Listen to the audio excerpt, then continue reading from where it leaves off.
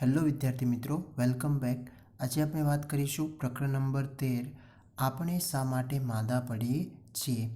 તો વિદ્યાર્થી મિત્રો, આ પ્રકરણમાં આપણે રોગો, કયા કયા રોગો મનુષ્યમાં થતા હોય છે અને તે થવા પાછળના કારણો કયા કયા છે એના વિશે માહિતી મેળવીશું.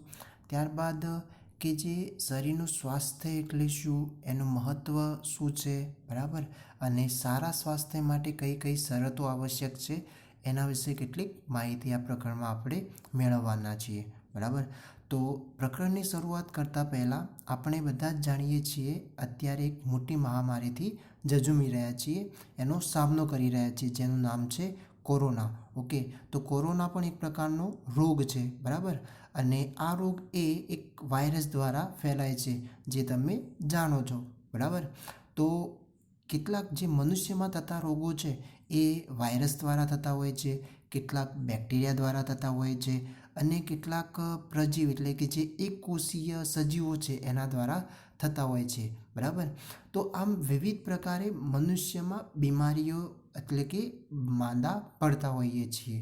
ઓકે, તો આ પ્રકરણમાં આપણે જેમ કે મનુષ્ય એકલા જ માંદા અથવા બીમાર પડે એવું જરૂરી નથી. વનસ્પતિમાં પણ બીમારી આવતી હોય છે, એટલે કે વનસ્પતિમાં પણ કેટલાક રોગો થતા હોય છે, પ્રાણીઓમાં પણ કેટલાક રોગો થતા હોય છે, પરંતુ આ પ્રકરણમાં આપણે ફક્ત મનુષ્ય વિશે માહિતી મેળવવાના છીએ. ઓકે, તો આમ આ જે રોગો થતા હોય છે વિવિધ પ્રકારે વિવિધ સજીવો દ્વારા થતા હોય, બેક્ટેરિયા દ્વારા, વાયરસ દ્વારા, એકકોષીય સજીવ દ્વારા અથવા બહુકોષીય સજીવ દ્વારા, એટલે કે જે આપણે કરમિયા દ્વારા, જે કરમિયા થી અથવા તો કરમિયાથી જે રોગો થાય છે, બરાબર, કૃમિ દ્વારા, તો એ પણ એક પ્રકારના બહુકોષીય સજીવોમાં એમનો સમાવેશ થશે. તો એ પણ આપણે આ પ્રકરણમાં માહિતી મેળવીશું કે ભાઈ કયા પ્રકારના રોગો કોના દ્વારા, કયા સજીવ દ્વારા થતા હોય છે. ઓકે, તો સૌપ્રથમ આપણે સમજીએ કે જે આપણા શરીરમાં જે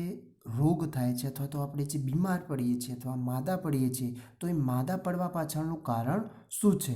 ઓકે, તો એવું તે આપણા શરીરમાં શું થાય છે જેના કારણે આપણે એક બીમારી અથવા તો માંદા પડતા હોઈએ છીએ. જેમ કે સામાન્ય રીતે આપણે તંદુરસ્ત હોઈએ અને ક્યારેક આપણને આમ શરદી જેવું થઈ જાય અથવા તો ખાંસી અથવા તાવ આવી જતો હોય, તો એવું તે આપણા શરીરમાં શું થાય છે જેના કારણે આપણને આવા લક્ષણો આપણા શરીરમાં જોવા મળે. ઓકે, તો એને સમજવા પહેલાં આપણે આપણા શરીરના પાયાની માહિતી મેળવવી જરૂરી છે, જે આપણે પ્રકરણ 5માં પણ મેળવી ચૂક્યા હતા, કે જે સજીવનો પાયાના એકમ તરીકે આપણે વાત કરીએ તો એ શું થઈ જશે, કોષ થઈ જશે, જે આપણે સારી રીતે માહિતગાર છીએ.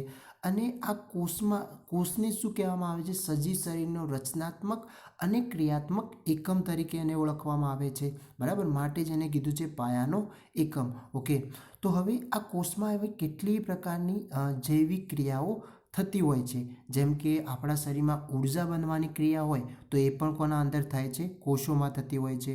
અને આ જે બધી ક્રિયાઓ થતી હોય તો એના માટેની જે રાસાયણિક પદાર્થો છે તો એની પણ એને જરૂરિયાત પડશે. ઓકે, જેમ કે પ્રોટીન છે, કાર્બોદિત છે, ચરબી છે, લિપિડ છે, તો આમ એવા કેટલાય પદાર્થોની એની જરૂરિયાત પડતી હોય છે. ઓકે, તો હવે જોઈએ આપણે એક પછી એક વાક્યો. અત્યારે આપણે સમજ્યા કે ભાઈ સજીવ શરીરનો રચનાત્મક અને ક્રિયાત્મક એકમ તરીકે વાત કરીએ તો એ શું થઈ જશે, કોષ, બરાબર. અને આ કોષો પણ સજીવોમાં એટલે મનુષ્યમાં વિભિન્ન પ્રકારના રહેલા છે. ઓકે, અને એમના જે એક અલગ અલગ રાસાયણિક પદાર્થોના બનેલા છે. જેમ કે વાત કરીએ આપણા પોષક તત્વો, મુખ્યત્વે 5 પોષક તત્વો છે: પ્રોટીન, કાર્બોદિત, વિટામિન, મિનરલ્સ અને ચરબી. ઓકે, તો આમ કેટલાક એ રાસાયણિક પદાર્થોના બનેલા છે, જેમ કે પ્રોટીન, કાર્બોદિત, ચરબી, લિપિડ વગેરેથી બનેલા હોય છે.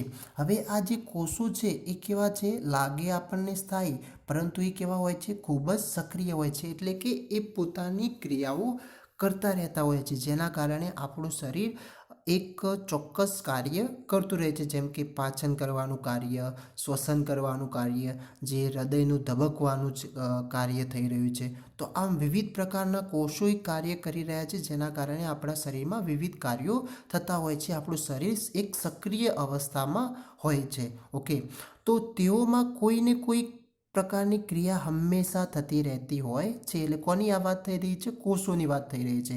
તો કોષો એક સ્થળેથી બીજા સ્થળે ગતિશીલ પણ રહેતા હોય છે. જેમ કે આપણે વાત કરીએ રક્તકણ, એટલે કે રક્તકણ છે, શ્વેતકણ છે, બરાબર.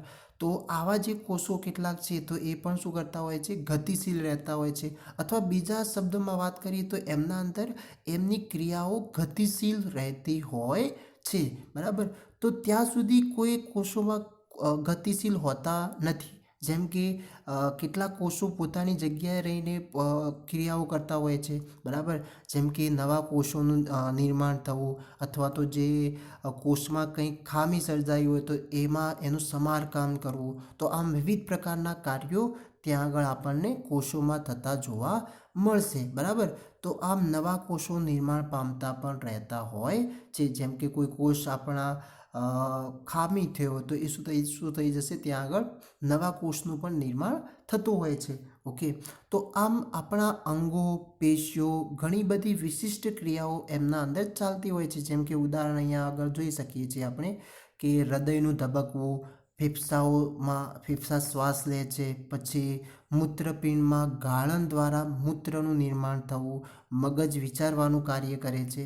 તો આમ બધી જ પ્રવૃત્તિઓ કે ક્રિયાઓ પરસ્પર એકબીજાથી સંબંધિત હોય છે, બરાબર. જેમ કે આપણા મૂત્રપિંડ દ્વારા ગાળણ ન થાય તો આપણા શરીરમાં શું થઈ જશે? ઝેરી વિષકારી પદાર્થો આપણા શરીરમાં ફેલાઈ જાય છે, અને જેના કારણે આવી પરિસ્થિતિમાં મગજ આપણું યોગ્ય વિચારવાનું કામ કરી શકતું નથી, બરાબર. પછી એ જ રીતના વાત કરીએ કે આપણા જે ફેફસા છે તો એ ફેફસામાં કંઈક ખામી સર્જાય તો પછી આપણે સારી રીતે શ્વાસ લઈ શકીશું નહીં, બરાબર. તો આમ કેટલી પ્રકારની જે ક્રિયાઓ છે એ એકબીજાથી શું છે? પરસ્પર એકબીજાથી સંબંધિત છે. ઓકે, તો એની સાથે સાથે બીજું કે આ બધી જ પારસ્પરિક ક્રિયાઓ કરવા માટે શાની જરૂરિયાત પડતી હોય છે? ઉર્જાની જરૂરિયાત પડતી હોય છે. કારણ કે ઉર્જા વગર તો આ બધા જ કાર્યો થઈ શકવાના નથી. ઓકે, અને આ ઉર્જા બનવા માટે કાચા પદાર્થની પણ ખૂબ જ જરૂર છે, જેના કારણે એ કાચા પદાર્થ, અને કાચા પદાર્થની વાત કરીએ જે ઉર્જા બનાવવા માટે, તો એ શું છે? તો આપણે જે પાચન કરીએ છીએ તો એ પાચન સ્વરૂપે જે ગ્લુકોઝનો કણ છે એ, અને જે શ્વસન સ્વરૂપે આપણે જે ઓક્સિજન લઈએ છીએ એના દ્વારા જ આપણા શરીરમાં શું થતું હોય છે?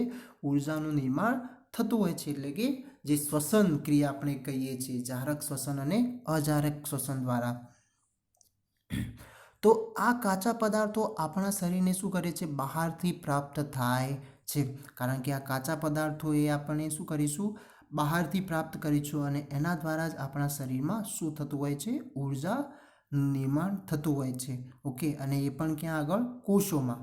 તો આમ કોષો અને પેશીઓને કાર્ય કરવા માટે ખોરાકની જરૂરિયાત હોય છે. તો આ જે કોષોમાં અથવા તો આપણે કહીએ જે પેશીઓમાં જે કાર્ય થતું હોય છે, તો એ કાર્ય કરવા માટે એને ઉર્જાની જરૂર છે, અને એ ઉર્જા આપણને ક્યાંથી મળશે? તો જે આપણે ખોરાક ખાઈએ છીએ એમાંથી. ઓકે, તો એવા કોઈક ઘટક કે કારક જે કોષો તેમજ પેશીઓના યોગ્ય પ્રકારના કાર્યોને શું કરે છે? રોકે છે.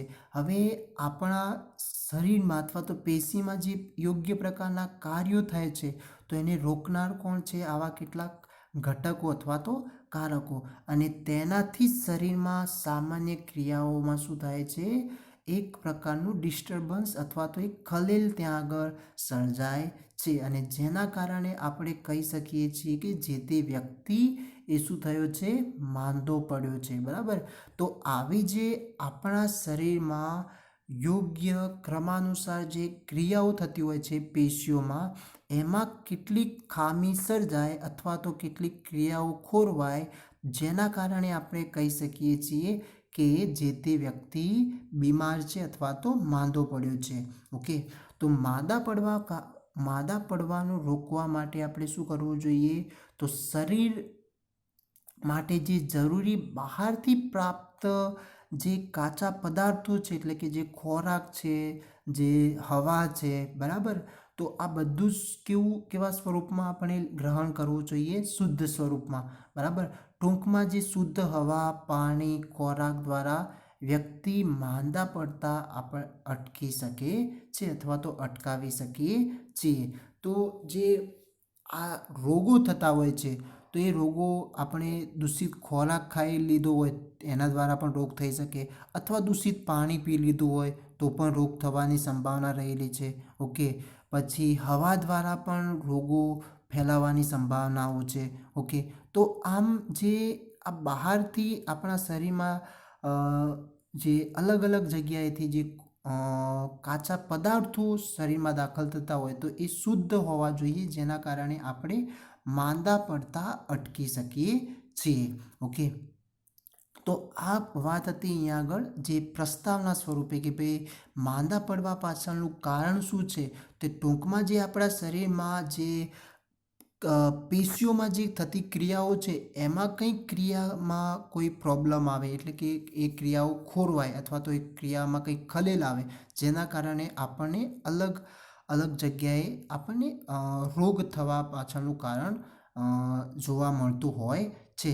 ઓકે, જેમ કે શરદી થવી, એટલે કેટલાક આપણને આપણા શરીરમાં લક્ષણો જોવા મળશે, જેમ કે તાવ આવવો, શરદી થવી, ખાંસી થવી. ઓકે, અને આ લક્ષણની ડૉક્ટર ઓળખ કરીને આપણને કહી શકે છે કે આપણે આ પ્રકારના રોગથી બીમાર છીએ. ઓકે, હવે આગળ જોઈએ. હવે આપણે સમજીએ કે સ્વાસ્થ્યનું મહત્ત્વ એટલે શું, બરાબર. તો સામાન્ય રીતે આપણે સ્વાસ્થ્યની વ્યાખ્યા કરીએ કે ભાઈ શરીરનું સ્વાસ્થ્ય એટલે શું, તો એની વ્યાખ્યા શું થઈ શકે? તો જે આપણું શરીર છે એ શારીરિક રીતે અથવા માનસિક રીતે અથવા તો સામાજિક, એમ ત્રણ શારીરિક, માનસિક તથા સામાજિક કાર્ય કરવાની ક્ષમતા યોગ્ય હોય આપણા શરીરની, તો એ જે તે સજીવ શરીર એ કેવો છે, એનું સ્વાસ્થ્ય સારું છે એમ આપણે કહી શકીએ છીએ. ઓકે, તો તમારી વ્યાખ્યા પૂછાય તો તમે આ રીતના લખી શકો છો કે શારીરિક, માનસિક તથા સામાજિક કાર્ય કરવાની ક્ષમતા યોગ્ય હોય તો એને શું કહેવાય, શું કહીશું આપણે? જે તે સજીવ શરીરનું સ્વાસ્થ્ય સારું છે. ઓકે, અને સારા સ્વાસ્થ્ય શબ્દનો અર્થ સાજા થવું અથવા તો સાજા રહેવું તેવો પણ થાય છે. ઓકે, ટૂંકમાં આપણે સ્વાસ્થ્યનો સામાન્ય શબ્દ અર્થ કરીએ તો શું થઈ શકશે, શું થઈ શકે કે ભાઈ આપણે કોઈ પણ બીમારીથી દૂર રહીએ, એટલે કે સાજા રહીએ, બરાબર, અથવા તો સાજા રહેવું અથવા તો સાજા થવું એવું પણ આપણે અર્થ કરી શકીએ છીએ. પણ આ એક ટૂંકમાં એનો અર્થ થઈ જશે, પરંતુ આમ યોગ્યનો અર્થ શું થશે કે શારીરિક, માનસિક અને સામાજિક કાર્ય કરવાની એક યોગ્ય ક્ષમતા જે તે સજીવ શરીરમાં હોય તો એ શું કહેવાય, એનું સ્વાસ્થ્ય સારું છે. ઘરડા, જેમ કે અહીંયા આગળ કીધું છે કે ઘરડા વ્યક્તિઓને બજારમાં જવું, અડોશ પડોશમાં જવા યોગ્ય થવું, તો તે એક સારા સ્વાસ્થ્યનું પ્રતીક છે. જો તેઓ આ કાર્ય કરવા માટે યોગ્ય નથી તો આપણે કહી શકીએ કે તેઓનું સ્વાસ્થ્ય સારું નથી. તો આ એક સામાન્ય આપણે એને એક ઉદાહરણ તમને અહીંયા સમજાવ્યું છે. બીજું કે અહીંયા આગળ જો વિદ્યાર્થીઓની ઈચ્છા વર્ગમાં ભણવાની હોય તો કહી શકાય કે એમની તબિયત અથવા સ્વાસ્થ્ય સારું છે. પરંતુ જો વિદ્યાર્થીઓનું ઈચ્છા ભણવાની ન હોય તો એમનું પણ કહી શકીએ કે જે વિદ્યાર્થી અને વિદ્યાર્થીઓની તબિયત સારી નથી. ઓકે, તો આમ કેટલાક ઉદાહરણ આપણે આપણા રોજબરોજની ક્રિયાઓ દ્વારા પણ કહી શકીએ છીએ કે આપણું સ્વાસ્થ્ય કઈ સારું હોય તો આપણે યોગ્ય કાર્ય કરી શકીએ છીએ. ઓકે, તો આમ કોઈ પણ વ્યક્તિના સારા સ્વાસ્થ્યનો આધાર તેની રોજબરોજની ક્રિયાઓ સામાન્ય સ્તરે થતી હોય તેના પર પણ રહેલો છે. એટલે કે આપણે જે આપણી રોજબરોજની ક્રિયાઓ કરીએ છીએ, જો એ સારી રીતે કરી શકીએ તો આપણે કહી શકીએ કે ભાઈ હા ભાઈ આપણું સ્વાસ્થ્ય સારું છે, બરાબર. હવે આપણે વાત કરીએ કે વ્યક્તિગત અને સામૂહિક સમસ્યાઓની સ્વાસ્થ્ય પર અસર. ઓકે, તો અત્યારે આપણે વાત કરી કે ભાઈ સ્વાસ્થ્ય કોને કહેવાય? તો જે વ્યક્તિની શારીરિક, માનસિક અને સામાજિક જીવનની ક્ષમતાને પૂર્ણરૂપે સમન્વય સ્થિતિ દર્શાવે છે, અથવા તો જે પૂર્ણ સ્વરૂપે યોગ્ય હોય આ ત્રણેય ક્રિયાઓ કરવામાં, તો એ શારીરિક રીતે એનું શરીર શારીરિક, માનસિક અને સામાજિક રીતે સક્ષમ હોય, યોગ્ય હોય, બરાબર. તો એને શું કહીશું કે જે તે વ્યક્તિનું સ્વાસ્થ્ય સારું છે.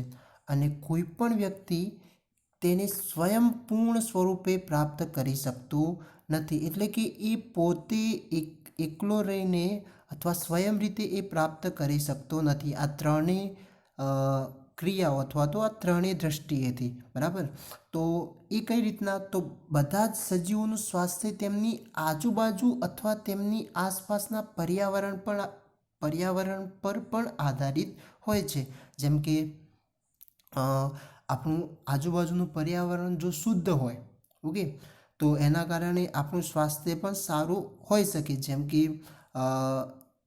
એક સામાન્ય ઉદાહરણ આપીએ કે કોઈ એવા વિસ્તારોમાં જ્યાં આગળ ગટરના પાણી વહેતા હોય અથવા તો કચરો એકદમ વધારે પડતો થતો હોય, તો એમનું જે પર્યાવરણ છે, બરાબર, તો એ પણ શું થશે? અશુદ્ધ થશે, જેના કારણે ત્યાં આગળ રોગ થવાની સંભાવના વધુ રહેલી છે. ઓકે, તો એ શું થઈ ગયું? આપણી આજુબાજુનું, આપણું આસપાસનું પર્યાવરણ, તો એ પણ જે તે સજીવના સ્વાસ્થ્ય પર પણ અસર કરે છે. ઓકે, તો એવા જે અસર કરતા જે કારકો અથવા તો જે એને કહી શકીએ પર્યાવરણમાં ભૌતિક કારક કે ઘટકો, એને આપણે એ રીતના ઓળખી શકીએ છીએ કે પર્યાવરણ આપણા શરીરને, જે તે સજીવ શરીરના સ્વાસ્થ્ય પર પર્યાવરણ પણ અસર કરે છે, તો એમને શું કહી શકશું આપણે? એમના ભૌતિક કારકો કે ઘટકો પણ કહી શકીએ છીએ.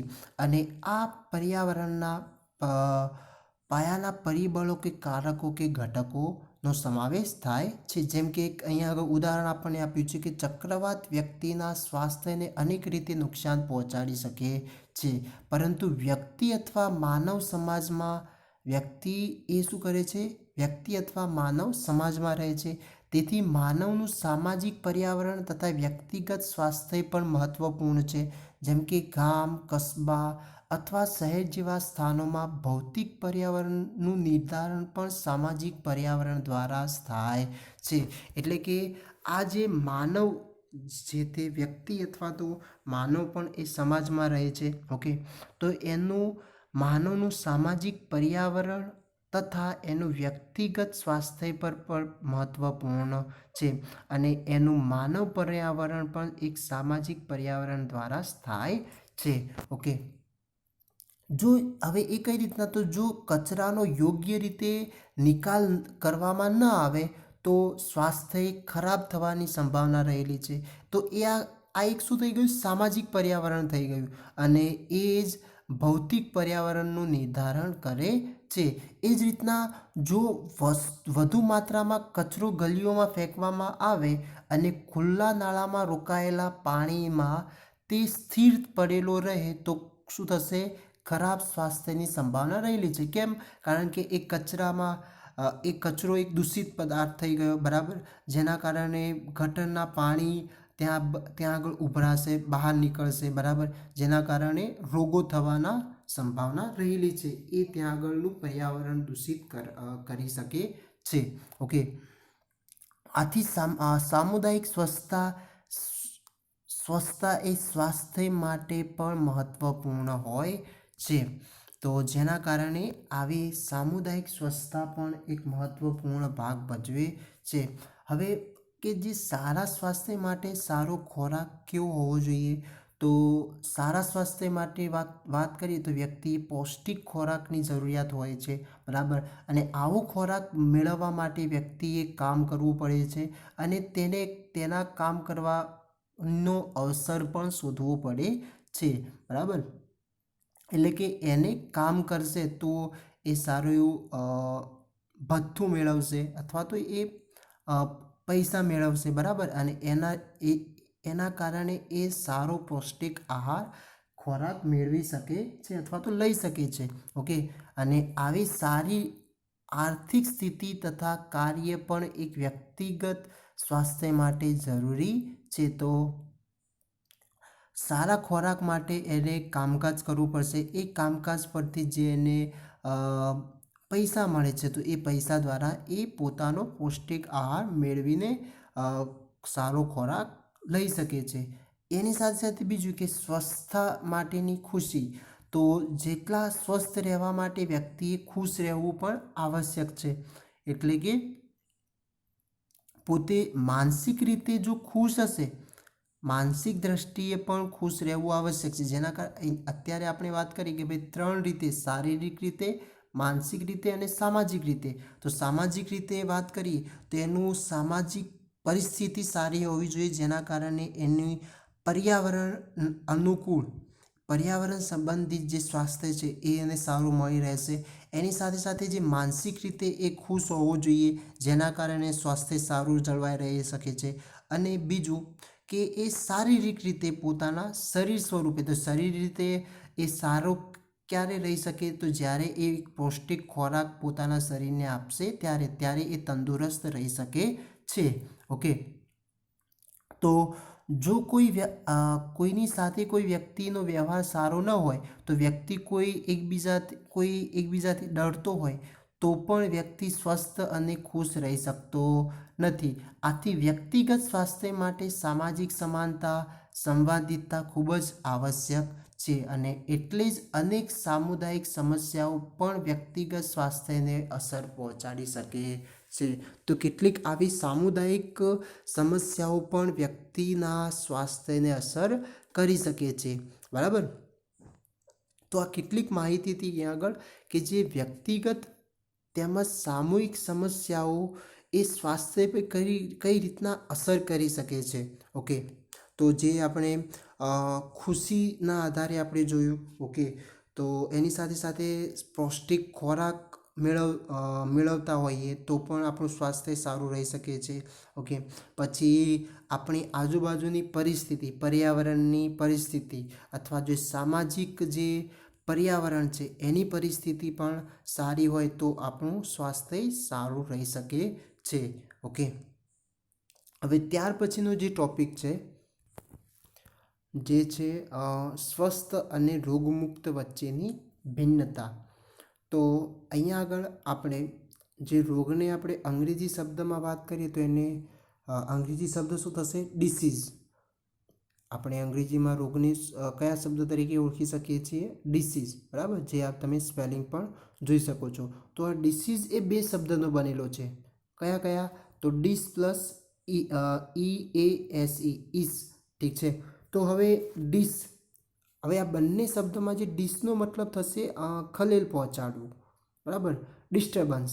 ઓકે, અને ઇસ એક પ્રકારનું સુવિધાભર્યું અથવા તો સગવડભર્યું આપણે કહી શકીએ. તો એને અહીંયા આગળ સુવિધાના સ્વરૂપમાં આપણે વિચારી શકીએ છીએ. ઓકે, તો રોગનો બીજો અર્થ શું થશે? એટલે કે ડિસીઝનો અર્થ આપણે બંને ભેગા કરીને એક શબ્દ બનાવીએ તો શું થઈ શકશે? અસુવિધાઓ. શું વાંચી શકીએ આપણે અથવા શું સમજી શકીએ? અસુવિધા. રોગનો બીજો અર્થ શું થઈ શકે? અસુવિધા. તો આ શબ્દનો ઉપયોગ ખૂબ જ સીમિત છે. રોગને બીજા શબ્દમાં આપણે અસુવિધા સ્વરૂપે પણ ઓળખી શકીએ છીએ. એટલે કે જે રોગના વિષયમાં ત્યારે જ વાત કરી શકાય જ્યારે વ્યક્તિ અસુવિધાના વિશિષ્ટ કારણની ખબર એને હોય ત્યારે. ઓકે, જેમ કે સામાન્ય રીતે કોઈ પણ કારણ વગર વિશિષ્ટ રોગથી અસ્વસ્થતા કે ના તંદુરસ્તી થઈ શકે છે. જેમ કે અહીંયા આગળ આપણને એક ઉદાહરણ આપ્યું છે કે કોઈ નૃત્યાંગ વ્યક્તિ છે, બરાબર, તો એનું સ્વાસ્થ્યનો અર્થ એ થશે કે જ્યારે એ શિષ્ટાપૂર્વક પોતાના શરીરને વિષમ પરિસ્થિતિઓની મુદ્રાઓની અભિવ્યક્તિ કરી શકે. એટલે કે પોતાના શરીરને એક દરેક યોગ્ય મુદ્રામાં એને વાળી શકે.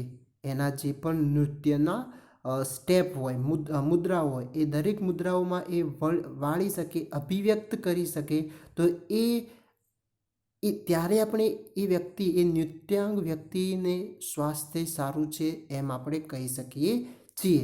ઓકે, એ જ રીતના જે સંગીતકારક માટે સ્વાસ્થ્યનો અર્થ શું થશે કે એ પોતાનો લાંબો શ્વાસ લઈ શકે, જેનાથી પોતાની વાંસળીના સૂરને એ નિયંત્રિત કરી શકે છે.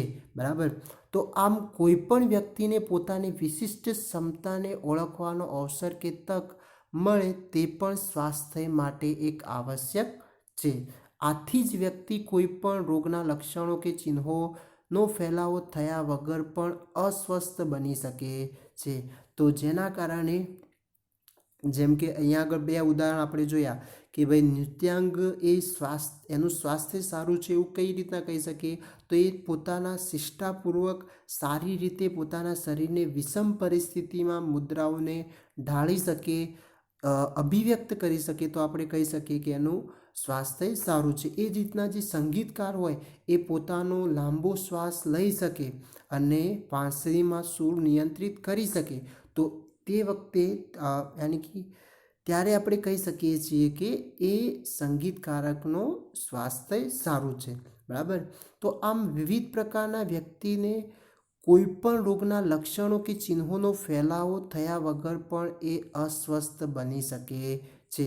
અને આ જ કારણને લીધે વ્યક્તિના સ્વાસ્થ્ય માટે વિચારે છે, અને ત્યારે સમાજ અને સમુદાય માટે પણ એ વિચારે છે. અને રોગ વિશે વિચારીએ છીએ ત્યારે જ આપણે વ્યક્તિગત પીડા માટે પણ વિચારીએ છીએ.